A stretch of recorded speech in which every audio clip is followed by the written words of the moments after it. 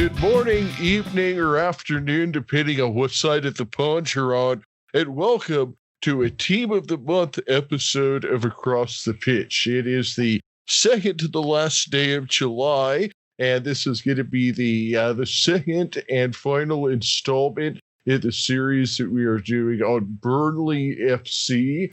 With our very own Tony Robinson. If you haven't had a chance to listen to part one, Tony took us kind of through the historical aspects of the club, everything from where the claret colors came from to some success they had in Europe in the 1960s. And we, in that episode, we kind of talked up until the point that Burnley started getting back towards the Premier League, which was at the beginning of the 2010s decade. So in this episode, we're really going to kind of dial down on the last 10 years of Burnley. And Tony has made some very detailed notes, so I'm really excited. And thank you again for doing this series with us, Tony. No problem, Phil. And it's as always a pleasure to be on with you and talking about football. And you mentioned the first episode, and if people haven't listened to it, let me just say it's a classic and well worth the listen. Yeah, and to mention the month of August, we actually do have a big thing planned here in August where we're going to have Ross Davenport, who is, of course, a friend and co-contributor of the show, who is also the color commentator for Greenville Triumph.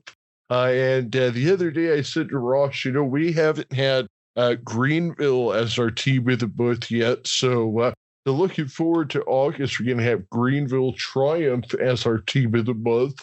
But it's still July today, and we have a lot of Burnley to talk about. Yep. So let's start with 2010, because I see it made some notes here and kind of gone year by year. So let's pick up with 2010 and tell us about where Burnley was at that point, and then we'll go from there.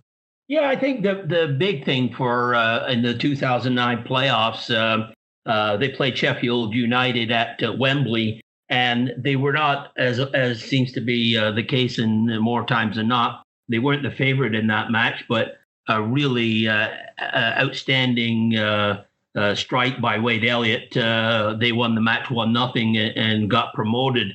That was obviously a big achievement because you go back into the late 80s where they were fighting for their life in the Football League. And although a rich history, it was a really giant step for them to get back in the Premier League. And really the first time they'd been in the Premier League, because before it was always the First Division. This is where, once they got in, they were obviously into the Premier League. They were not favored to stay up, and they had a bit of a up and down season, because halfway through the season, and this is a point that sticks with a lot of Burnley supporters, is that Owen Coyle, who was the manager who won them promotion halfway through the season, left to go to Bolton Wanderers, who were then in the Premier League. And one of the comments one of his famous comments, was that Bolton was 10 years ahead of Burnley, and now Bolton Wanderers are going to be in League Two. And last year they got beat 7-1 at Stanley, just to mention the score. So it was an up and down season then, and they brought in a gentleman by the name of Brian Laws, who really didn't fit, and he just couldn't keep him in the Premier League. One key note of that season, and giving Brian Laws credit, because it did have an impact as years to come, is that they hired Billy Mercer, the goalkeeping coach. And as you know, from the last 10, 11 years, they've had English internationals, at the club with Tom Heaton. Joe Hart played, but although he finished his career, but still an international. And of course, Nick Pope, who is challenging for the England #1 jersey. So out of that that season, although they got relegated, they only ended up with 30 points and went straight back down. We can give Brian Laws credit for bringing in Billy Mercer. So that was really sort of their start of their experience in the Premier League. And when they went down again, the challenge was do you become a yo-yo club? And they really didn't start that well in the Championship. And Brian Laws was dismissed, and they brought in December of 2010. They brought in a gentleman by the name of Eddie Howe, who, as we know, just recently got relegated with Bournemouth. Now Eddie Howe, was brought in. He had obviously great credentials. He was doing okay. They finished 10th with 68 points. And the team that finished below them was Leicester with 67 points. So he was starting something, a foundation to build a team. But unfortunately, during the 2010-11 season, they didn't have a really good start. And Brian Laws was dismissed. And as I say, they brought in Eddie Howe. Now, he lasted pretty well almost 2 years. But being from down south, he didn't really, and his family really didn't settle into the, I don't know if it was the northern weather or just too far from home. But he left and went back to Bournemouth. So, and they ended up that season, with finishing 8th in the 2011 season. Going into the 2011-12 season, I just wanted to touch on one of the things that you said here, and it seems like you're kind of leading up to it, is where you mentioned that you don't want to become one of those yo-yo teams. I think Norwich is probably the first example that comes to mind, where it seems like every 2 or 3 years they make it to the Premier League, and then they're only there for just the 1 year, and they go straight back down. Yeah, them and West Brom. West Brom's another one, Phil. Yeah, and even Fulham a bit, I would say.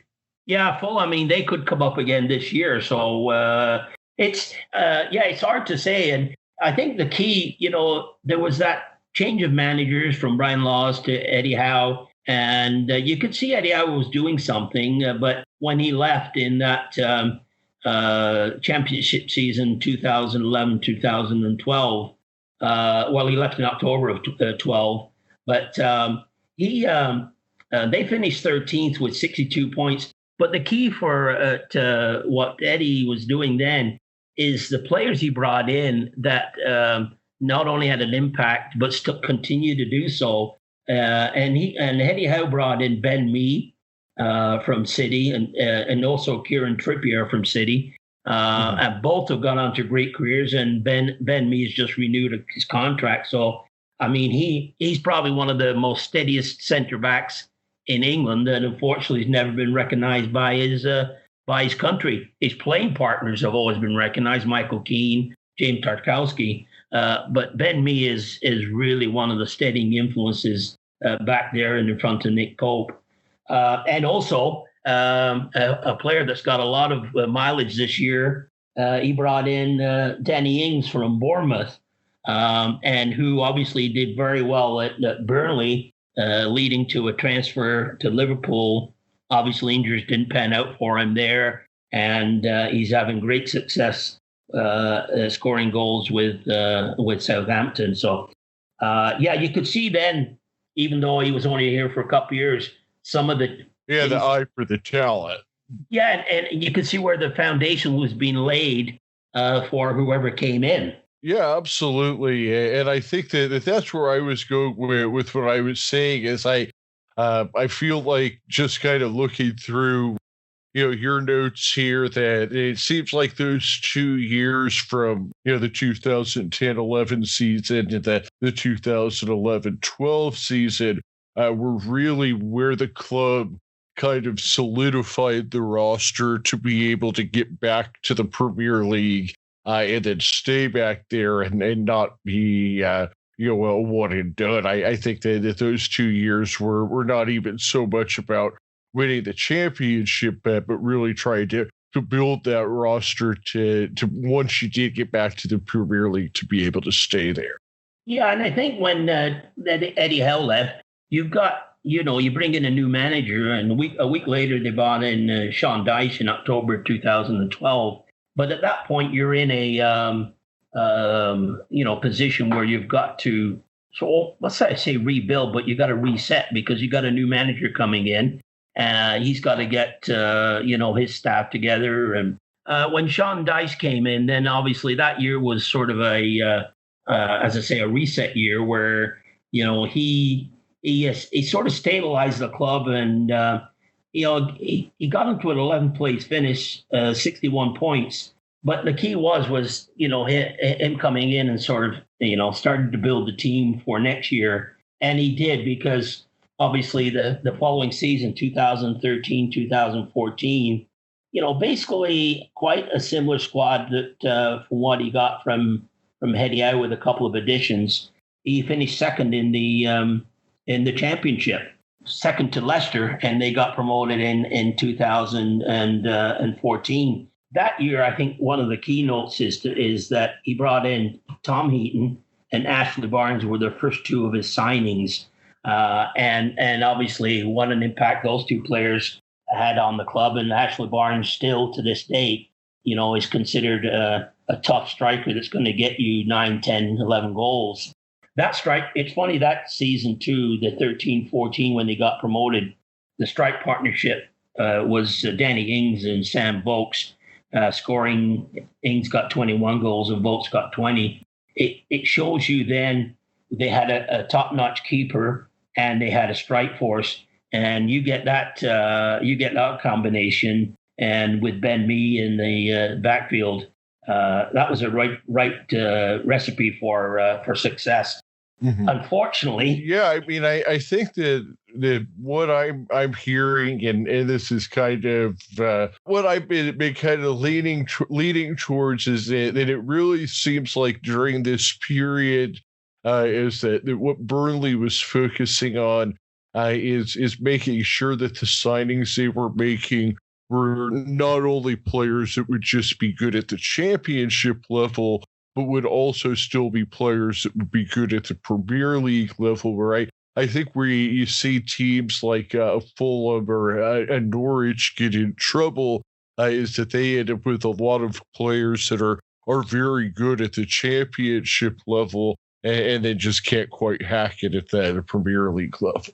Well, I think it shows you that there is obviously a big difference from a good championship player to being able to make it in the Premier League. Even with the addition, that was a really good team that finished second to Leicester in the 14 season, 2013-14. But unfortunately, it didn't translate again. And this is where you could look at maybe being a yo-yo club, because they finished 19th with only 33 points and got relegated. But the key is they brought in Michael Keane from United. He obviously became a strong addition on that back four with Ben Mee. So you could see just a couple of players they add here and there. Obviously, Sean Dyche had as an eye for talent, and somebody that obviously has something to prove with the ability to do it to make it in the Premier League. Yeah, I mean, I think absolutely. I think that's one of the things that we talk about with John Coleman a lot, is that he just has that eye for finding a player who's maybe playing in the fifth or the sixth tier that has the talent to play at League One. And I think that there's just certain guys out there that, it doesn't matter really what level that you put them at, they're going to be able to find those diamonds in the rough that can play at that level. And it certainly sounds like Dyche is one of those guys. Yeah, and I think this is the key of that when they got relegated, which a lot of teams make the mistake, is they get rid of the manager, and the board stuck with Sean Dyche, and he stuck with the team. And I think that season of going down and keeping the nucleus of the players together, and Sean Dyche staying was the key for their success going forward, because the 2015 and 16, they were champions with 93 points and had, I think, I think it was around 23 game unbeaten streak during that season. So they were a strong team, and he brought in some players at that time, which obviously helped for the championship. He brought in Matt Lowton, he's still on the team. Joy Barton, who people thought that was a bad signing, but it turned out to be successful. He brought in at that time James Tarkowski. Now he did lose Danny Ings to Liverpool and Kieran Trippier to Spurs. Mm-hmm. But when you have success, you're going to lose some of your top players. He did bring in that season Gray, that's with Watford, and him and Sam Vokes had a pretty good partnership in their championship season. Let me ask you this: with Ings and Trippier, were those players that they sold, or were they guys that left for free? No, they sold. I can't remember exactly what they got for Trippier when he went to Spurs. And Danny Ings was at that age where it had to be, they couldn't agree on a fee, and it had to be set by a tribunal.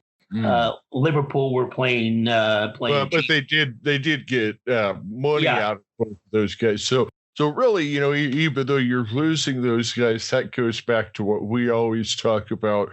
Where sometimes you could have addition by subtraction, because that the money that you get from those guys, you could turn around and bring in 2-3 players, kind of like, maybe Caden Jackson for Accrington would be an example like that. Yeah, I think, and the key is that season, with the couple of the players he brought in, they ended up 16th, and that was the key, obviously, was to survive in the Premier League. So they finished 16th with 40 points. Having stayed in that league, it seemed that was a key year where they could bring in some quality players from the championship. And they brought in Goodmanson and Nick Pope from Charlton Athletic. Stephen Defour was a good signing from Belgium. Unfortunately, he had too many injuries. And although while the time he was there, he was an outstanding player. They brought in Jeff Hendrick, who I thought was a good servant to the club. Not everybody was a Jeff Hendrick fan, but he was one of those guys that he got the work done. He wasn't flashy, but when he wasn't playing, you realize, well, you know what? He was a pretty steady, good player.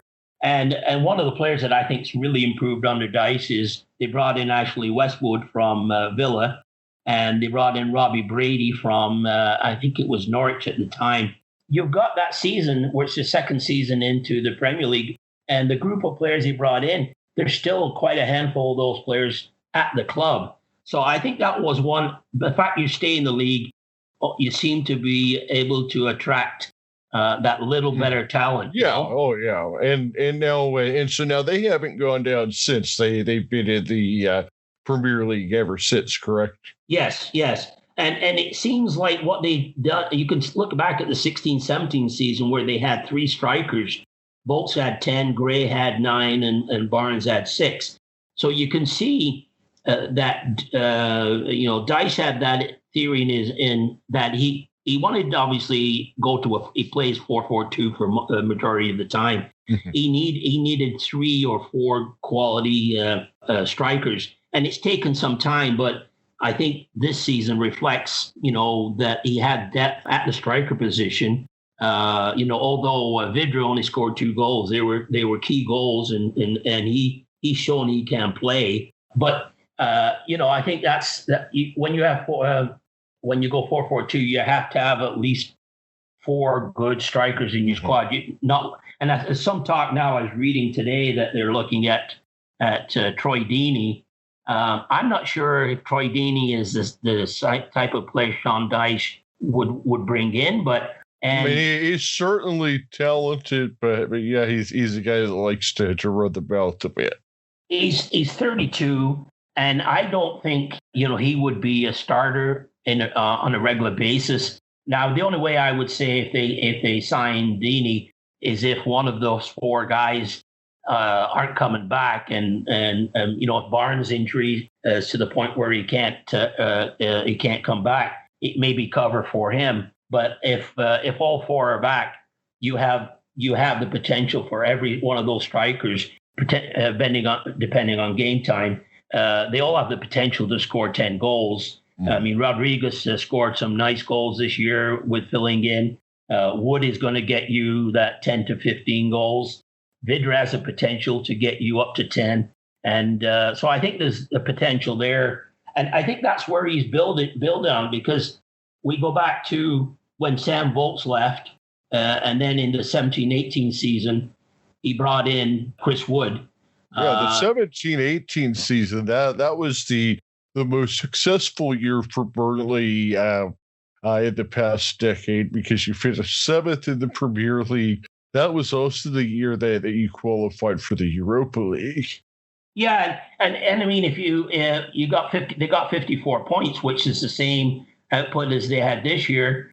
So obviously this year you can tell there's a lot more of the competitive teams in that middle group in the middle of the Premier League. But yes, I mean, they had success, and I think that's when Sean Dyche started to get national recognition and praise for what he was doing.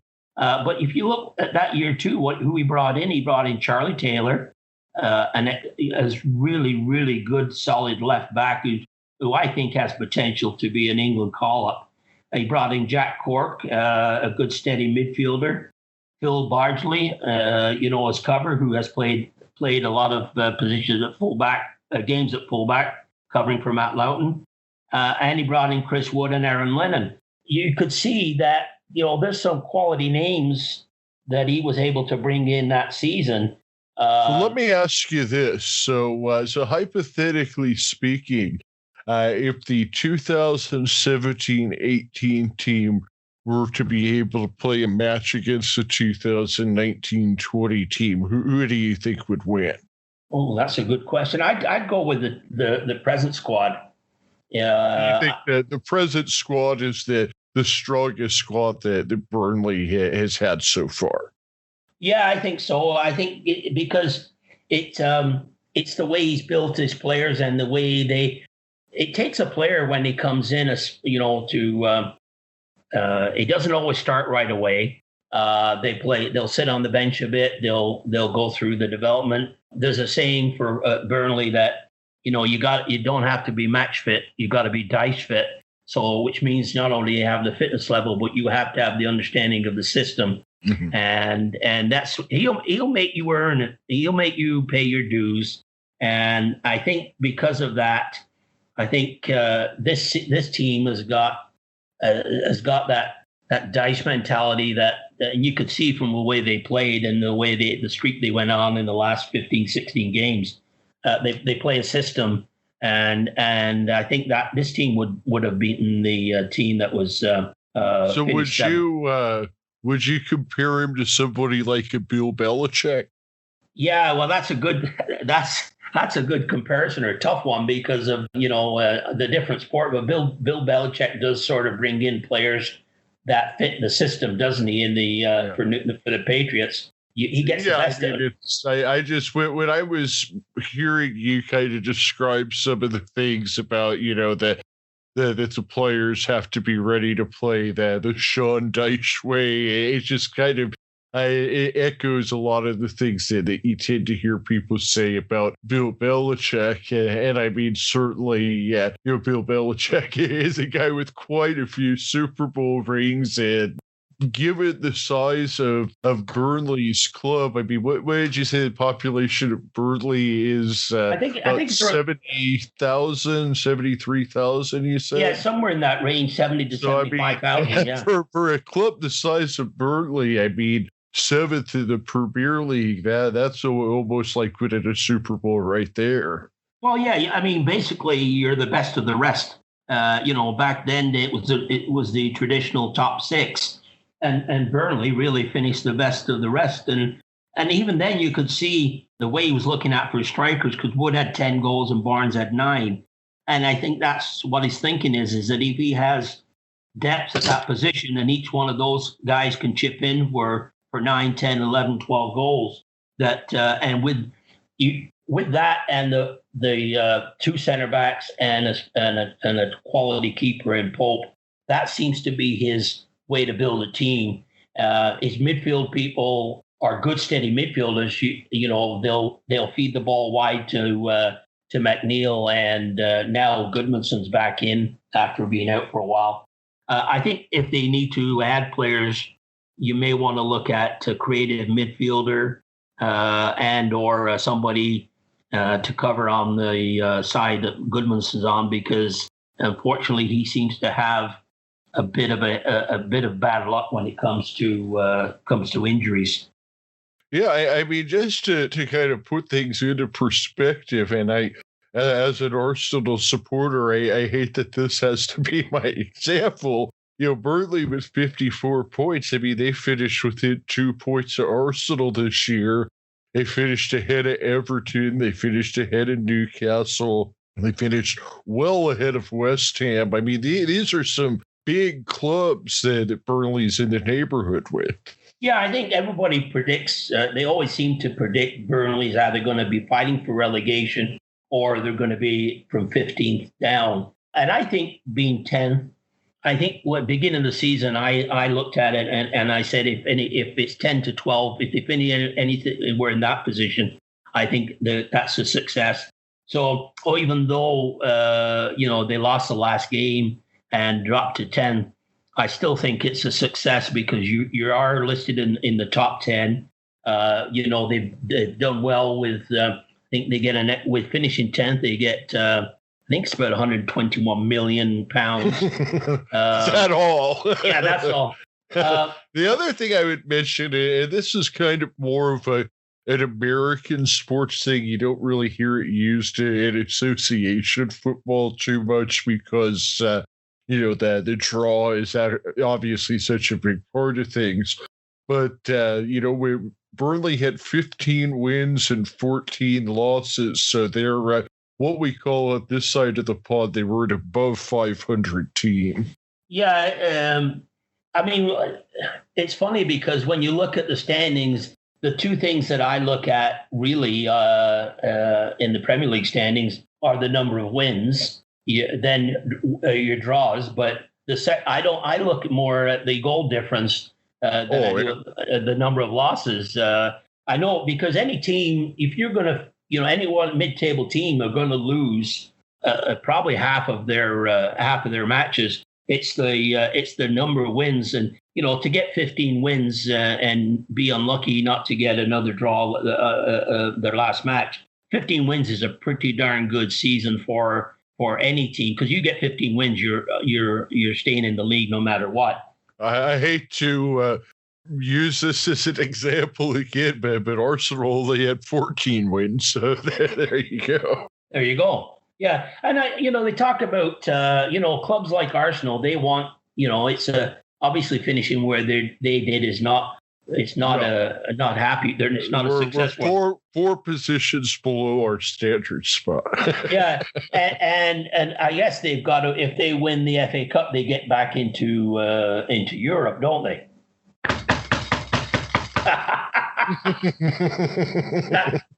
Just for anybody listening, that's not somebody knocking on the door. No, that's knock on wood, because I mean, it seems like it's always Chelsea. I don't know why, but we haven't fared too well. But yeah, our Arsenal needs to beat Chelsea here on Saturday, or you'll have a nice vacation, we'll say. Well, it goes to show you the different goals that clubs have.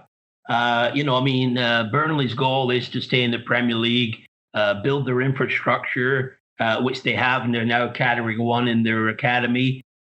They've done additions to the stadium for people with disabilities, filling in the corners of two stands, making things better in that area. And they've no debt. They've obviously done the right thing. It's just that, and I'm two things I wanted to just comment on. One is that the going into Europe. I'm of the camp that going into Europe is not a good thing for a small squad like Burnley. And I think that was a great thing, because that was exactly where I was going with that, and I think that you're headed there too. Is that a club like Arsenal relies on making Europe to actually pay the bills? Well, once you get to be that size, where with Burnley, it could actually be a bit of a hindrance. So explain that a little bit. Yeah, I think, well, yeah, because you don't start making money, I think, in the Europa League until you get into the qualifying round.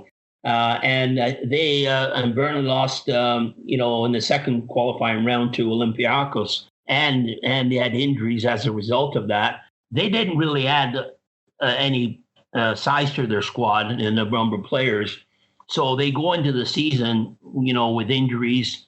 Having started in July, no real preseason, and it really did set them back the following season. And I think from 7th to 15th, correct? Yeah, it just some people like the romance and the glory of going into Europe, which is good if you're built for it. I don't think Burnley, if they went into Europe this year, they wouldn't add to it. I mean, they have a small squad now because of the number of players that went out of contract. The thing that they have to do is they have to replace those players, but it's not necessarily adding to the squad. As Sean Dyche has said on many times, getting a player, the ability of a Nick Pope, a Goodmanson at a cheap price, like they did. I think the only $1 million or $2 million they paid for Nick Pope. Those times are gone. You're not gonna sneak up on championship teams and get the players for next to nothing. They have to look at bringing in a couple of players, but they're still not going to increase the size of the squad. This is a turning point, really, because Sean Dyche is at a stage in his career where people are asking the question, how much more can he do for Burnley? And what he needs is the board to get. I know they're a little bit. Yeah, I was going to say to stand behind him, but they do stand behind him, stand with him. It's just that they need to add a couple of players, and unfortunately, you may have to spend a 15, 20 million to get a starter, because I think. I actually was gonna kind of. And I think this would be a perfect kind of last question here that I kind of had for you is, give me what's your outlook for Burnley going into next season, and kind of what do you see as the future for the club and the future for Sean Dyche? Well, I think one of the things and I think they would keep is hopefully is Dwight McNeil. I think he's got tremendous potential. They're set with me and Tarkowski, as long as somebody doesn't come in with crazy money and take Tarkowski away. But you've got those three, Taylor on the back with me and Tarkowski. You may need another position on the right back, but I'd like to see him to add a sort of a creative midfielder, and really some strength on the bench. You've got Brownhill that may take over from Jack Cork, but you're still going to need somebody else in that midfield and wide position.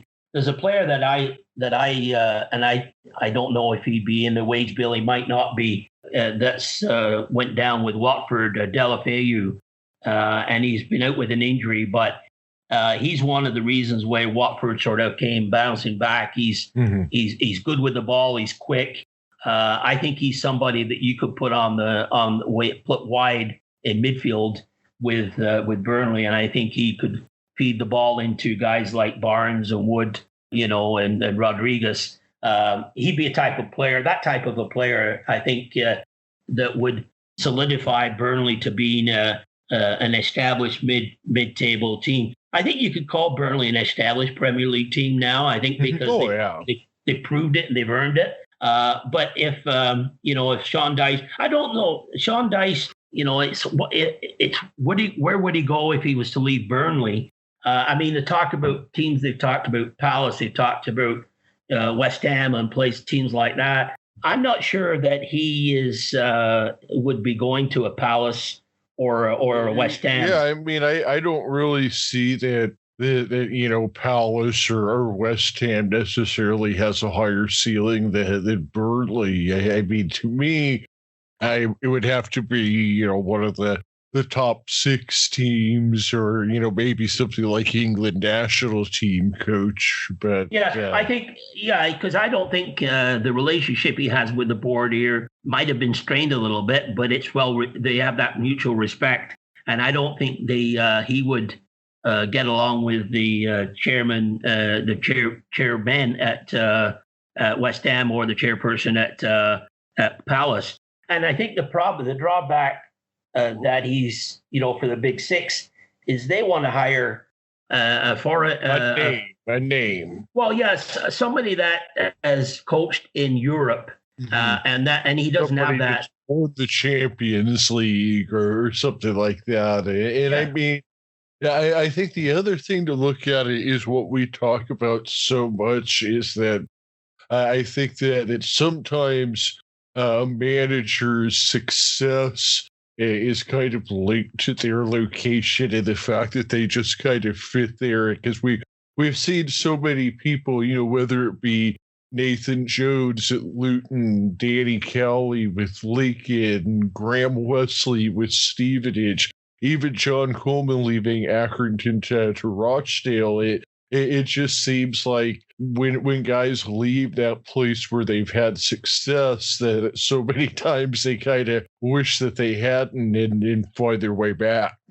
Yeah, and I think one of the things too is for Sean Dyche is that if he went to a team, like a top 6-7 team, he's not going to have the same authority or same responsibilities that he has at Burnley. He's got a pretty good reign on really a lot of responsibilities where he can put the players and has a lot of input. I don't think he'd have that, at a team, like an Arsenal or Everton or a place like that, and I think that's one of the things that really is, helpful for him to stay at Burnley's because of the responsibility and authority he has. And, the relationship he has with the board. Sometimes you have to look at that and say, you know what, maybe the grass is not always greener on the other side, because the board is not at Burnley are not just going to come up and fire him if they have a poor start to a season, like they have. And I'll tell you one thing, when they got rid of Dyche at Watford, I'll bet you they look back at that and say, that was probably not a good move, because God knows how many managers they've gone through. Oh, they got it, Eddie. I was thinking Bournemouth. I always get Watford and Bournemouth mixed up for some reason. Well, it's easy because they're both in the Championship now. all I can separate is Watford's the Elton John team. They both kind of have similar colors. I don't know, but yeah. So yeah, I definitely. I got to apologize to Ross for that comment about Bournemouth. I mean, I'm sorry about that, Ross.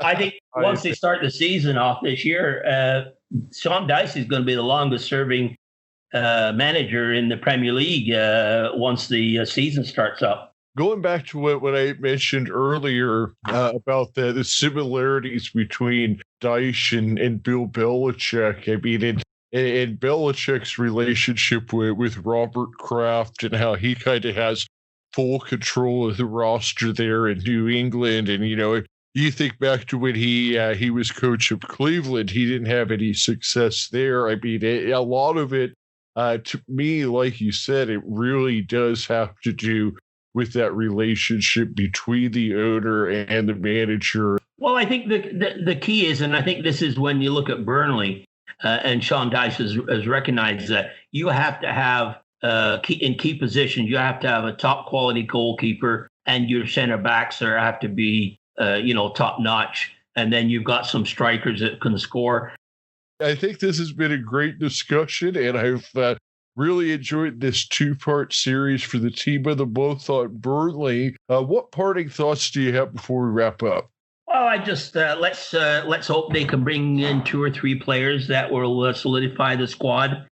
Keep the ones that they've got, and especially keep Sean Dyche, because with Sean Dyche and the core of players he's got at the back and the strikers, 2 or 3 additions, and with him being there, I think they'll be picked again for somewhere in that 10th to 15th position, which, for me, growing up, going to see Burnley, to stay in the Premier League now, and the best league in the world, as they say, I think, the future is looking good if everything falls into place and Mr. Dyche is a happy camper and stays around. Without a doubt. And before we wrap up, I think that we do need to have a quick discussion about what Darren does when he locks himself alone in his basement. Just a second. I think I hear somebody knocking at my door. I think I may have to go now. No, it's nothing like you might be imagining, or hopefully you're not imagining. Even though he doesn't like to publicly admit it, we've come to find out that our friend Darren Woodhead has a bit of a soft spot for the Clarets, and has some Burnley memorabilia in a way in his basement that he is now unveiling on a new page on Facebook called Burnley F.C. Memories. Yes. So if you're already a Burnley supporter, or you are enjoying these episodes and want to learn more about the history of the club, just go on Facebook, and Darren is busting the Burnley memorabilia out from his basement, posting some pictures of old game programs and things like that. And if you have any Burnley memorabilia that you want to post photos of, it's open for anybody who wants to post their Burnley FC memories. Yeah, and I think when he was in his basement, he was clearing off his Whitney Houston albums, and then found the Burnley memorabilia underneath. Yeah, he went down there to get his old Whitney vinyls, and found the Claret scarf and said, "Hey." Well, his posters from his bedroom when he was he had a Whitney Houston posters. He's probably found all that stuff and thought, well, I'll get rid of this, and found all the Burnley memorabilia. But oh no, it's a good place if anybody is a Burnley supporter and has some things from the past, programs, shirts, things they want to share. By all means, go to Burnley FC Memories, join up, and it's more about just discussing the history of the club, and as opposed to criticizing the play or whatever. It's more of, let's talk about this positive side of things. And yeah, I mean, I couldn't be more excited, because it's just yet another little sub project that has become a part of the Across the Pitch family of football stuff. Well, when you were saying about the Clarets, I thought you were talking about the Brethmans. I didn't know you were talking about the claret color. Is that a Wrigley's product? Could be. Well, all right, Tony. We usually finish our Accrington Stanley episodes with an on Stanley on. So you want to give us like an up the Clarets or something? Well, I'm gonna say up the Clarets. There we go.